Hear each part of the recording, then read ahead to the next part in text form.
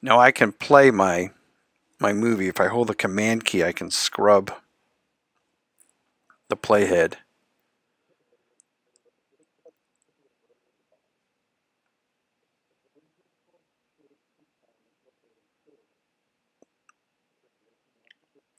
So I can also use the waveform to help me see.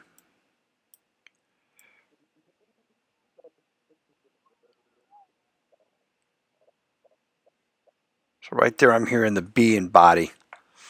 So that's where I would like to label a title come up. So I'm going to select the horizontal type tool. I'll click on the stage, let's say right here, and type in the body. Just going to use some, maybe get to a blacker, darker type. And I don't know if we need quite 36 at this point. Let's try 30. Okay. That's a pretty big. The question comes in, where does that weight or anvil come in? It's going to go right through it. See, so if I leave the type there, you're not going to be able to read it when the anvil's on the stage. So I'm going to move it, give myself a little more room. Now I could put it over here, but I know there's other things that have come in the way over there, so I'm just going to leave it for right now right here. Okay, so I want to go right where that B was again.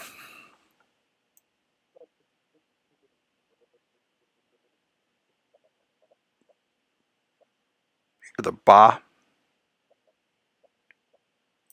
All right, so that's where I want the type to be visible, the word body. So I'm going, again, next to that little arrow in the layer, clicking it to reveal other menus. And there's an opacity, and I'm setting that to 100% opacity. That's the default. When I click that little stopwatch, it sets a keyframe. See the little diamond there and the diamond on the timeline. So if I go in front of that, and I don't know if I need it quite that long. I think that's about enough time right there. And I change that to 0. Because I set a keyframe, After Effects automatically recognize this change and then automatically set another keyframe. So now I'm going to go from, if we look up here, now I'm going to, the word body will be invisible, and then it will come on to that point where it's being set. If I want to get to those keyframes exactly, I can say the letter J to go to the previous keyframe, or the letter K to go to the next keyframe. Now I've got the keyframe. So there's my, in a nutshell, how to put text on, how to animate its opacity, and how to investigate what's going to go on around it. So I don't mind the anvil going through it, I just don't want it to block it or make it invisible. Okay, we can do one more piece of text here. Let's do the title. So I'll close this up. Let's lock up the image sequence to make sure I don't inadvertently move it. I'll lock up the sound so I don't pick it. I'll leave the body the way it is, and I'll take another text tool in this type. I'll type the vertebra. Now, although this is the title, I'm going to make it, bigger. Let's say 36. But I'm going to take its color and kind of make it a little, not quite as bright as that. You'll notice that the body and the vertebra now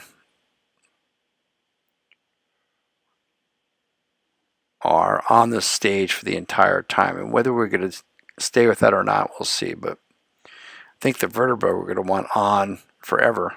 I just don't think I want it to be quite so high up. It might get clipped off. So I'm going to bring it closer Let's see what happens now.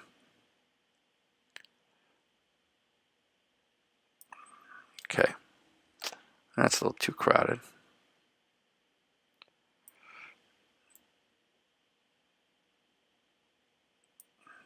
Okay, that's a little better. And we'll decide how we want that to come on. You know, I kind of think that this should be a little more flush left, so with the word below. Okay. There we go. Let's take that vertebra and animate it just a little bit. So we're at frame 1. We'll take its opacity, make it 0. Come up a little bit. Come a little later in time. Change it to 100. And now let's rewind this and see what's going on. Where did my preview window go? It's in there somewhere.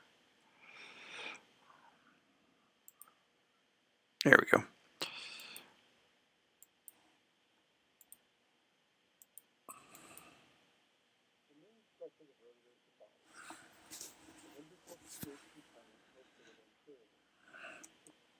So it seems like the body comes on just a little early. Let's see. Yeah, body's coming on too early. All right. So let's go get the body. And what we can do is we could actually select both keyframes, drag them a little later in time, try it again.